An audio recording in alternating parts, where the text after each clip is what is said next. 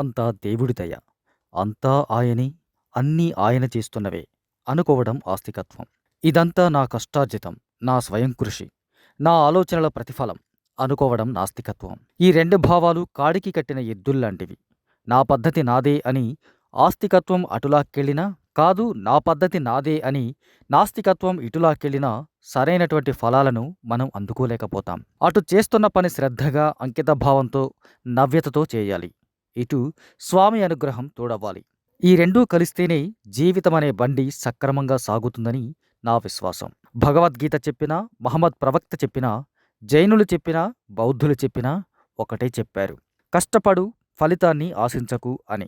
నీ కష్టం నువ్వు పడితే ఆ భగవంతుడే దానికి సంబంధించిన ఫలితాన్ని ఇస్తాడని తెలియజేయడానికే నా ఈ పుస్తక రచన.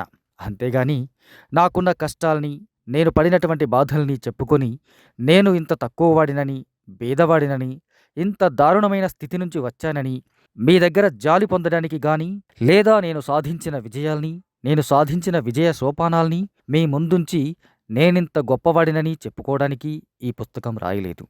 నేను మీ బ్రహ్మానందం. ఇది హాస్య బ్రహ్మానందం తన పుస్తకం గురించి రాసుకున్న మాటలు.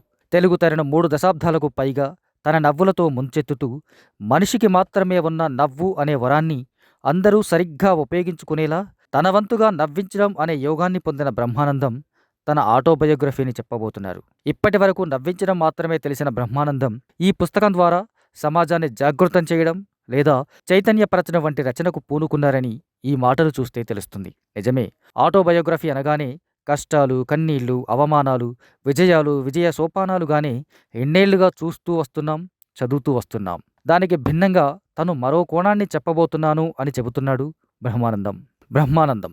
జీవితంలో ప్రస్తుతం మరో దశలో ఉన్నారు బ్రహ్మానందం. ఆ దశ వరకు వచ్చిన తన ప్రయాణంలో ఎదురైన పరిణామాలు, పరిచయాలు, ప్రమోదాలు, ఇలా ఎన్నిటి గురించి చెప్పబోతున్నాడో కానీ ఆయన జీవితం గురించిన విశేషాలతో కూడిన పుస్తకం అంటే ఖచ్చితంగా కోట్ల మందిలో ఆసక్తి కలగడం ఖాయం. వెండితెరపై హాస్యనటుడుగా ఎంత గొప్పగా జీవిస్తాడో, జీవన తెరపై బాధ్యతాయుతమైన వ్యక్తిగా అంతే గొప్పగా జీవిస్తారు బ్రహ్మానందం.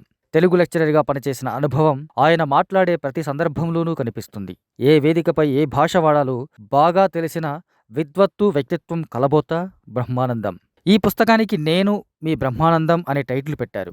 ఆ నేను అనే పదంలో ఎంతో లోతైన భావన కనిపించేలా అక్షరాలు పెద్దగా ఉన్నాయి. మరి ఆ అక్షరాలు చేసే విన్యాసం పాఠకులను ఎలాంటి అనుభూతికి గురిచేస్తుందో కానీ బ్రహ్మానందం ఆటోబయోగ్రఫీ యాన్వీక్షికి పబ్లిషర్స్ వాళ్ళు విజయవాడ పుస్తక మహోత్సవంలో అమ్ముతున్నారిప్పుడు.